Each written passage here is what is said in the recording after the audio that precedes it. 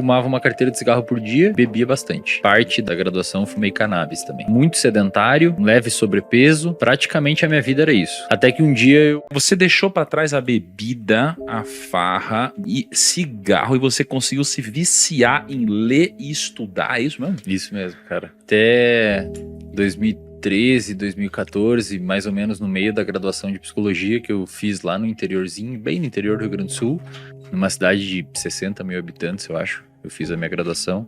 Eu fumava uma carteira de cigarro por dia e bebia bastante. E parte da graduação eu fumei cannabis também. Cara, praticamente a minha vida era isso. Fazer uso do álcool com função realmente de embriaguez, seja em festa, final de semana com os amigos, etc. Eu era muito sedentário, leve sobrepeso, até que um dia eu já ficava... Eu tinha esses hábitos, né? Não estudava, não dava muita bola para essas paradas, achava que todo mundo era errado e todo mundo era burro, só eu entendia das coisas e não sei o quê. Perfil até relativamente comum de acadêmicos, né? Até que uma vez, cara, eu fui descer do ônibus pra ir pra casa e eu tinha que andar umas 2 quadras. E eu cheguei em casa muito ofegante e não tinha subida. Aí eu pensei, caramba, cara, eu não consegui andar 2 quadras sem ficar ofegante. E isso acabou me gerando um alerta. Sei lá, se eu tenho que correr de um ladrão, se eu tenho que... Não tenho nem condicionamento minimamente pra sobreviver numa selva. Se fosse no antepassado, eu seria excluído pela seleção natural das espécies. E ali eu comecei a ficar um pouco incomodado. E normalmente, a mudança de hábito, as pessoas muitas vezes perguntam, pô, qual que foi a virada de chave? O que você fez ali que virou sua chave? Eu sempre falo que mudança de hábito, ela é uma coisa gradual. Você começa a mudar um hábito quando você começa a se incomodar com aquele comportamento, mesmo você continuando executando aquele comportamento outras vezes, até que em algum momento você tem, de fato, uma configuração contextual que faça você alterar o seu comportamento, mas não é uma virada de chave. Muita gente acha que é uma virada de chave, por isso começa a academia e uma dieta na segunda-feira e quinta-feira já não consegue mais manter, porque não é uma virada de chave e não dá pra tratar como uma virada de chave. A virada de chave ela é muito lenta e começou aí. Lá atrás, quando eu começava a ficar incomodado com isso, mas continuava bebendo, continuava fumando, continuava não sei o quê, não estudava nada, não pensava em futuro e nada disso. Aí eu comecei a acompanhar muitas pessoas que praticavam corrida. E eu comecei a me arriscar na corrida. Então, comecei a correr bem gradualmente, dava uma corridinha, caminhava, corridinha barra caminhar. Tipo, corria assim, 1 quadra, caminhava 2, corria 1, caminhava 2. Sempre no mesmo percurso. Até que chegou um momento eu comecei a correr o percurso inteiro, porque eu fui ganhando uma resistência cardiovascular, cardiorrespiratória. E quando eu comecei a ganhar essa resistência cardiorrespiratória, ou seja, eu comecei a formar ali o hábito da corrida, eu continuava fumando cigarro aos finais de semana e dia de semana, mas já havia diminuído um pouco. Até que em algum momento eu queria começar a pensar em construir uma estrutura de corrida para competir a nível amador mesmo, para tentar finalizar uma provinha de rua qualquer, e o cigarro estava me atrapalhando. Então, eu sempre falo pra galera que quando você quer destruir um hábito ruim, é interessante você criar um bom que tenha uma competição com esse outro. Então, por exemplo, o cigarro começou a atrapalhar a minha evolução na corrida, então eu comecei a ficar puto de fumar. Falei, pô, não acredito, cara. Porque antes fumar cigarro pra mim tinha uma função social, os meus amigos fumavam, então na hora do café a gente fumava, na hora do intervalo da aula a gente fumava, trocava uma ideia. Era uma função social para interagir com aquele ambiente, com aquele contexto. Então o cigarro tinha uma função legal na minha vida. E eu sempre falo, a gente pode falar depois se vocês quiserem sobre isso, mas tem uma máxima na psicologia comportamental que é, todo comportamento tem uma função. Você não se comporta sem função. Você tem uma função, tudo tem uma função. E o cigarro tinha essa função. E depois de um tempo que eu comecei a correr, o cigarro começou a ter uma função pejorativa dentro do meu repertório comportamental, que era atrapalhar minha corrida. Então mesmo eu perpetuando aquele comportamento de fumar por conta de circuitos cerebrais que haviam sido formados pelo próprio poder aditivo da nicotina, eu começava a ficar irritado de fumar. É mais ou menos quem desliza na dieta feio no final de semana e fica triste depois. Você desliza na dieta por conta do seu comportamento ser condicionado para aquilo muitas vezes, ou pela disponibilidade do alimento, ou pela sua história de interação com o alimento, etc. Mas você fica triste muitas vezes depois. E a corrida começou a deixar o hábito do cigarro cada vez mais desinteressante para mim. Até que um momento eu comecei a fumar só no final de semana, até que outro momento eu comecei a fumar só quando eu via 1 ou 2 amigos, até que um momento eu percebi, cara, eu sempre tô fumando quando eu saio com aquela galera. É sempre quando eu saio com aquela galera que dá vontade de fumar. Então eu parei de sair com aquela galera. E hoje a gente sabe que o vício, de uma maneira geral, é extraordinariamente contextual. Muito. Tanto é que a internação, que seria o passo mais extremo de um tratamento com um adicto, é nada mais, nada menos do que remover o sujeito do contexto e evitar contato com ambientes onde ele usava droga. Então, hoje a gente tem isso muito claro nos estudos em neurociência, que vício, de uma maneira geral, é muito contextual. Se você quer parar de beber, não vá ao bar, não saia com as pessoas que você sempre bebeu. Se você quer parar de fumar, o cigarro é o pior, e eu sempre digo que o cigarro é o pior vício de tratar, porque diferente de álcool e outras drogas, o cigarro ele infecta a vida. Você fuma no carro, fuma no intervalo do trabalho, fuma antes de dormir, fuma ao acordar, fuma no café. Bebida é diferente, você bebe em lugares específicos, então é mais fácil isolar aquelas variáveis. Cigarro, ele infecta a sua vida, é muito difícil. Mas a corrida foi meio que fez essa mudança de hábito, cara. Eu queria te perguntar, o que diferencia, qual que é a linha tênue entre uma pessoa que consegue trocar um hábito ruim por um bom, como foi o seu caso, e uma pessoa, às vezes, como que o Lucão acabou de falar, que eu queria fazer isso e eu não consigo, assim, o que diferencia alguém que consegue e alguém que não consegue? Primeiro, você precisa, antes de mais nada, estabelecer um terreno fisiológico, se eu posso chamar assim, que permita a alteração do hábito. Vou dar um exemplo. O pessoal que acabou de comentar ali, né, não lembro quem que falou, que seria bom chegar na geladeira de noite, ter meia-noite e ter um negócio X para comer. A primeira coisa que você tem que fazer para tentar ter uma alteração comportamental a nível habitual significativa é ter ciclo circadiano regulado. Então, se você dorme errado, é mais ou menos tipo você querer andar com o carro com o pneu furado. Já saiu ruim. Inclusive na clínica BeHealth que a gente tem, a primeira intervenção que a gente faz com todos os pacientes é ajustar o sono do paciente. Mas o que é dormir certo?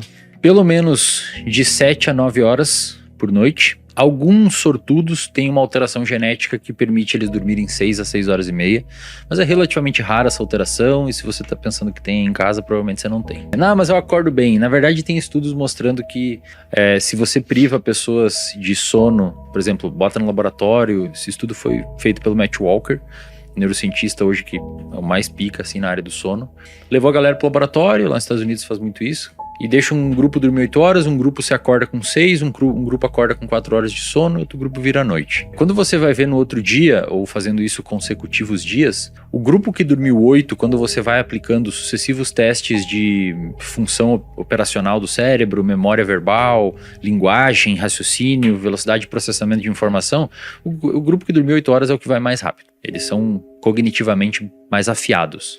O grupo que dormiu 6 é um pouco pior, o que dormiu 4 pior, e o que virou à noite é uma desgraça. E quando você aplica um teste de percepção subjetiva de cansaço, ou seja, você pergunta, Thiago, como é que você tá aí, cara, depois dessas noites dormindo 6 horas?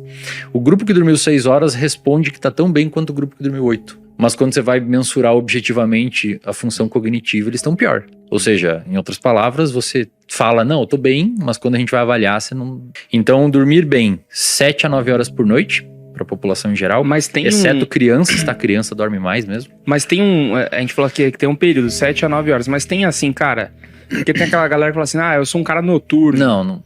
Não existe animal, o ser humano não é noturno. Alguém enxerga no escuro aqui? Enxerga. A gente não é noturno. Mas não tem aquele negócio, tipo, eu trabalho melhor de manhã. Tem os cronotipos. Tem os cronotipos. Então, o que é isso? Mais ou menos 50% é a divisão de matutino e vespertino. Matutino é tipo eu durmo 9h40 da noite e 9h40, 10 horas da noite eu durmo e acordo 5h30, 6 horas. Naturalmente, se deixar, meu cronotipo é assim.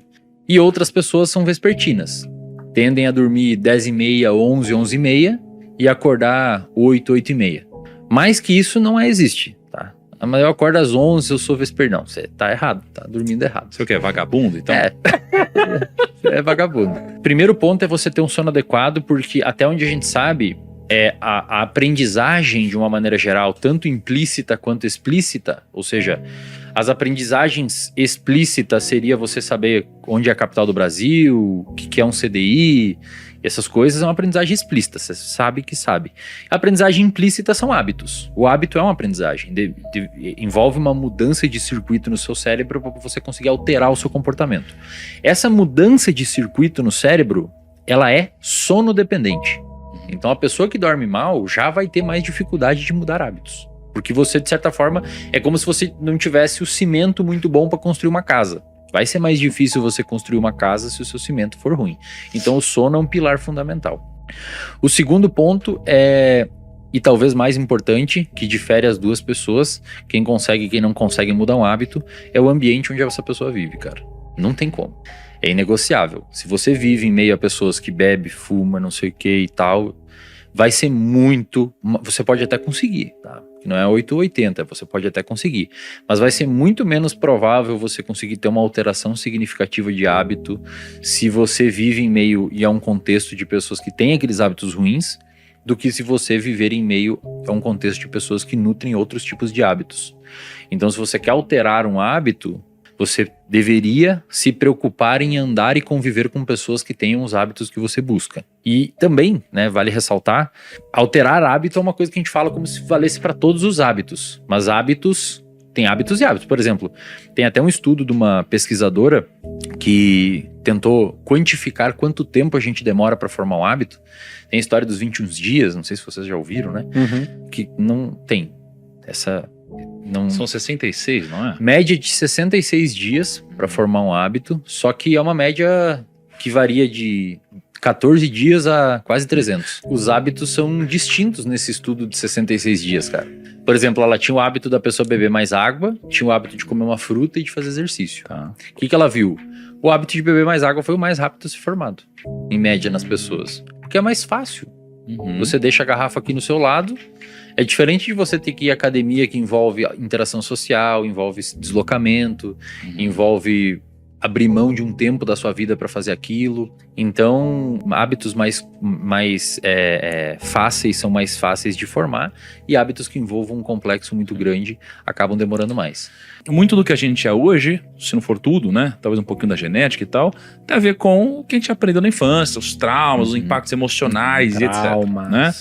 E aí, às vezes, a gente nem sabe explicar e precisa de um deep dive, assim, pra você descobrir o que aconteceu lá atrás pra hoje você ser assim, né? Então, quando a gente fala de dinheiro, já que a gente tá falando de grana, negócio, então, pô, medo de perder dinheiro, culpa de enriquecer, e uma falta de merecimento, uma série de coisas, né?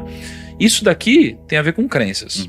E aí depois a gente tem hábitos que tem a ver com, cara, o que a gente aprendeu a fazer, se acostumou e, cara, virou algo automático que a gente faz com menos esforço, talvez. Então, se eu for falar de crenças e traumas, assim, como que eu posso ressignificar, aprimorar, perdoar, mudar uma crença do passado que às vezes é algo que me impede de crescer, dar o próximo passo, ganhar mais dinheiro, por exemplo?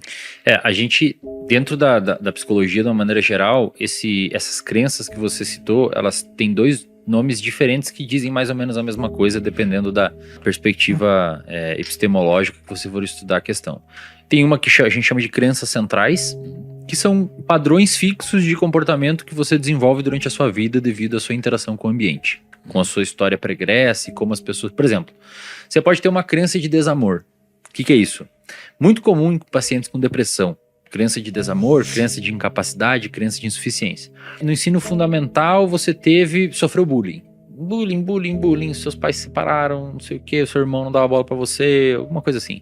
No ensino médio, você tinha uma namoradinha e descobriu que ela te traía um tempão com o cara da escola X lá, que era descolado, e você passou ali de corno na frente de todos os seus colegas e tal. Mais uma moedinha dentro desse sistema de crença. Na faculdade, você não tinha muitas pessoas para conviver, e aí você vai criando pilares, camadas sedimentares de experiências que vão formando a sua visão de mundo e forma como se fosse uma lente pela qual você enxerga o mundo. Se você pegar, por exemplo, falar em público. Falar em público é uma situação específica. Tem pessoas que enxergam a mesma situação de forma distinta. Você enxerga de um jeito, uma oportunidade de falar em público, vou lá.